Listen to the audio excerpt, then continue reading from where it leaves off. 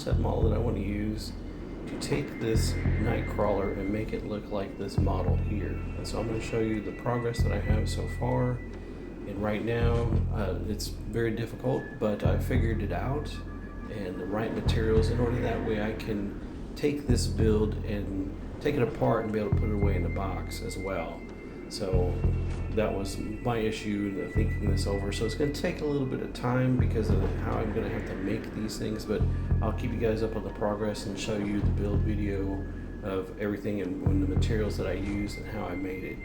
So, but you're like right in the mix right now, in the beginning of everything here with it. So I'll upload progress videos as they come and keep you guys up to date on how the build is going. Thank you very much. Like and subscribe.